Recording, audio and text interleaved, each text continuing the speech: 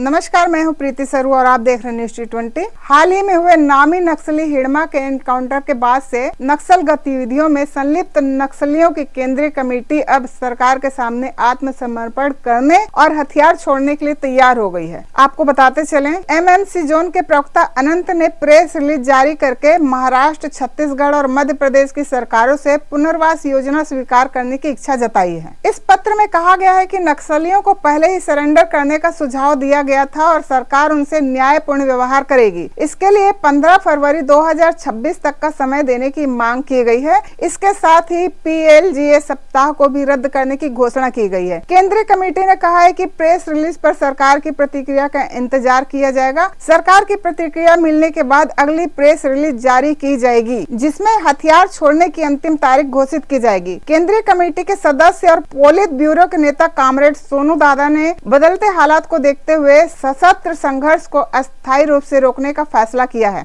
इस निर्णय का समर्थन CCM सतीश दादा और CCM चंद्रा ने भी किया है। MMC जोन ने भी सामूहिक निर्णय प्रक्रिया को पूरी करने के लिए थोड़ा अतिरिक्त समय मांगा है। अनंत ने कहा है कि संगठन जनवादी केंद्रीकरण की नीति पर चलता है, इसलिए सभी नक्सलियों तक संदेश पहुंचाने और सामूहिक राय बनाने में समय लगेगा। उन्होंने तीनों राज्यों की सरकारों से अपील की है कि इस अवधि में सुरक्षा बलों के अभियानों को रोका जाए और PLGA सप्ताह के दौरान भी किसी तरह की कार्रवाई न की जाए। नक्सली समिति ने आश्वासन दिया है कि इस बार PLGA सप्ताह नहीं मनाया जाएगा और सभी गतिविधियों को रोक दिया जाएगा। पत्र में सरकार से मुखबिर गतिविधियों और इनपुट आधारित ऑपरेशनों पर रोक लगाने की मांग की गई है। साथ ही सरकार से यह भी कहा गया है कि रेडियो पर उनका संदेश प्रसारित किया जाए ताकि दूर दराज क्षेत्रों में मौजूद नक्सली साथियों तक सूचना पहुंच सके, क्योंकि यही उनके लिए बाहरी दुनिया से जुड़े रहने का एकमात्र विश्वसनीय माध्यम है। MMC जोन ने यह इच्छा जताई है कि इस दौरान उन्हें जनप्रतिनिधियों, पत्रकारों और यूट्यूबर पत्रकारों से मिलने का अवसर दिया जाए। उनका कहना है कि इससे हथियार त्यागने की तय तारीख पर सहमति बनकर जल्द घोषणा करना संभव होगा। नक्सली समिति ने मध्यस्थों से भी सरकार और संगठन के बीच संवाद बढ़ाने की अपील की है। बताया जाता है कि इससे पहले 21 नवंबर को संगठन की ओर से अभय के नाम से एक पत्र जारी किया गया था, जिसमें हिड़मा के एनकाउंटर को पुलिस की मनगढ़ंत कहानी बताया गया था। पत्र में दावा किया गया था कि हिड़मा बीमार था और उपचार के लिए विजयवाड़ा गया था। दूसरी ओर जानकारी लीक होने के बाद 15 नवंबर को पुलिस ने उसे हिरासत में लिया। इसके बाद आंध्र प्रदेश पुलिस उसे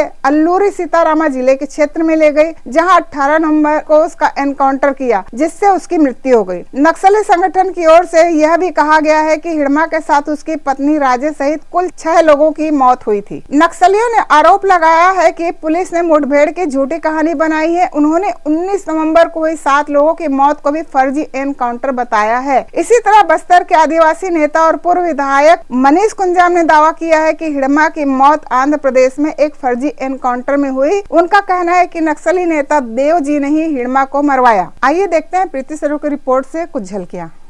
18 तारीख को एक बड़ी घटना हुई। उसके बाद जो घटना आंध्र प्रदेश में दिखाया गया और वो बहुत नाटकीय है। कोई भी आदमी विश्वास नहीं करेगा जो घटनाएं घटी है। मैं तब तक तो आंध्र प्रदेश में ही था, गुजरात में था, तब ये सभी घटनाएं की जानकारी मिली। लेकिन हिड़मा का इनकाउंटर हुआ एकदम फर्जी है, इस बात पर कोई सच्चाई नहीं है। उनको पकड़ के मारा गया, कहीं पहले मार के वहाँ पे लाशों को रख दिया गया, बाद में इनकाउंटर स्थल बताया गया। और सारे जो लड़के लोग हैं, जो 50 लोग अरेस्ट हुए, उन सबको लेके गए देव जी अपने पूरे विश्वास में लेकर के ले जा करके उन्होंने उनको अरेस्ट कराया और पहले तो इनको मरवा डाला, उसके बाद इनको अरेस्ट करवाया और वो खुद आराम से एकदम बिल्कुल इसके पीछे एकदम वो देव जी का हाथ है, इसके अलावा और कोई दूसरा नहीं। दूसरा का तो सवाल ही नहीं। अभी फिलहाल जो भी है अपने इलाके में बड़े लीडर के रूप में हिर्रा है, देवा है और बाकी और लोग भी हैं जो लोग अभी पुलिस में नहीं आए हैं, सरेंडर नहीं किए हैं। तो मैं इस प्रेस वार्ता के माध्यम से उनसे अपील करना चाहता हूं कि वे लोग जल्दी आ जाएं और आंध्रा या तेलंगाना जाने की जरूरत नहीं है। मुझे विश्वास है सुकमा आइए, हम यहाँ की पुलिस से बातचीत करेंगे और कोई किसी को कुछ नहीं होगा। अगर जरूरत हुआ हम खुद स्वयं उनको लेने जाएंगे। इसके साथ ही एक अन्य खबर में बताया गया है कि केंद्र ने हिड़मा के खिलाफ कार्रवाई के लिए समय सीमा तय की थी और वह उससे पहले ही मारा गया, जिसमें 76 सीआरपीएफ जवानों की हत्या के मामले का भी उल्लेख है। बहरहाल नक्सलियों द्वारा सामूहिक आत्मसमर्पण करने की बात छत्तीसगढ़ के लिए बेहद अच्छी है। नमस्कार, मैं हूँ प्रीति सरू और आप देख रहे हैं न्यूज़ T20। हमारी आज की यह खबर आपको कैसी लगी, इस बारे में अपनी राय कमेंट में अवश्य बताएं। चैनल को लाइक, शेयर एवं सब्सक्राइब करना ना भूलें। मिलते हैं कल एक नई खबर के साथ, तब तक ले दीजिए इजाजत। नमस्कार।